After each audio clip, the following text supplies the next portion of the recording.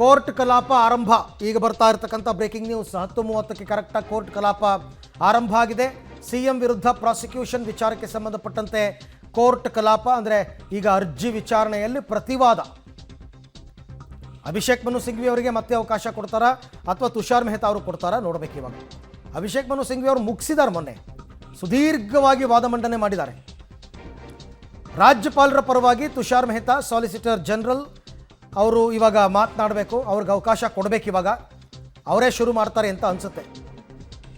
ಆರಂಭದಲ್ಲೇ ಈ ಅರ್ಜಿ ವಿಚಾರಣೆಯನ್ನು ಕೈಗೆತ್ಕೋತಾರೆ. ಮೊನ್ನೆ ಸುದೀರ್ಘವಾದ ವಾದ ಮಂಡನೆ ಆಗಿತ್ತು ಸಿಂಘ್ವಿ ಅವರಿಂದ. ಈಗ ಮೆಹ್ತಾ ಅವರು ರಾಜ್ಯಪಾಲರ ಪರ. ಈಗ ಅವರು ಒಂದೊಂದೇ ಡಾಕ್ಯುಮೆಂಟನ್ನು ಇಡ್ತಾ ಹೋಗ್ತಾರೆ.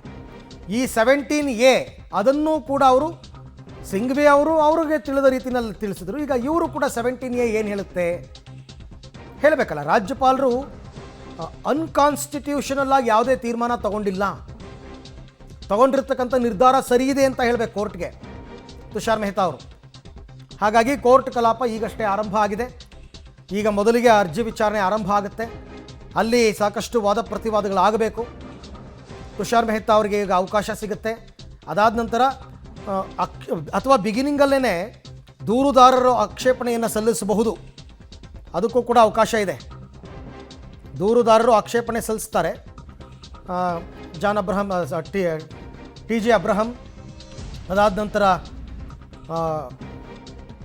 ಪ್ರದೀಪ್ ಕುಮಾರ್ ಅವರೆಲ್ಲರೂ ಕೂಡ ಇವಾಗ ಆಕ್ಷೇಪಣೆ ಸಲ್ಲಿಸಿ ಮುಂದುವರಿಸ್ಬೋದು.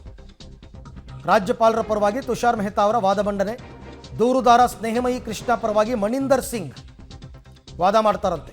ಈಗಾಗಲೇ CM ಪರವಾಗಿ ವಾದ ಮಂಡಿಸಿದ್ದಾರೆ ಅಭಿಷೇಕ್ ಮನು ಸಿಂಘ್ವಿ. ಮಣಿಂದರ್ ಸಿಂಗ್ ಅವರು ಕೂಡ ಇವತ್ತು ದೂರುದಾರರ ಪರವಾಗಿ ಬರ್ತಾರೆ. ಮತ್ತು ಪ್ರಭುಲಿಂಗ ನಾವದಗಿ ಅವರು ದೂರುದಾರರ ಪರವಾಗಿ ಅಪಿಯರ್ ಆಗ್ತಾ ಇದ್ದಾರೆ. ಪ್ರಭುಲಿಂಗ ನಾವಡಗಿ. ಎಲ್ರಿಗೂ ಟೈಮ್ ಕೊಡಬೇಕು. ಕೋರ್ಟ್ ಎಲ್ಲರ ಪ್ರತಿವಾದವನ್ನು ಆಲಿಸಬೇಕು. ಅದೆಲ್ಲ ಮಧ್ಯಾಹ್ನ ತನಕ ಮುಗಿದ್ರೆ ತೀರ್ಪನ್ನು ರಿಸರ್ವ್ ಮಾಡಿಡ್ಬೋದು ಅಥವಾ ಇವತ್ತೇ ಪ್ರಕಟ ಮಾಡ್ಬೋದು. ಏನು ಬೇಕಾದ್ರೂ ಆಗುತ್ತೆ. ಅದು ಕೋರ್ಟ್ನ ವಿವೇಚನೆಗೆ ಬಿಟ್ಟಿರ್ತಕ್ಕಂಥದ್ದು. ಘನ ನ್ಯಾಯಾಲಯ ಯಾವ ರೀತಿ ತೀರ್ಮಾನ ಬೇಕಾದರೂ ತಗೋಬಹುದು. ಬಟ್ ಪ್ರತಿವಾದ ಹೇಗಿರುತ್ತೆ, ಸಿಂಘ್ವಿ ಅವರು ಹಾಕಿರ್ತಕ್ಕಂಥ ಒಂದೊಂದು ಲಾ ಪಾಯಿಂಟ್ಗೂ ಇಲ್ಲಿ ಉತ್ತರವನ್ನು ಇವರು ಕೊಡಬೇಕಾಗುತ್ತೆ.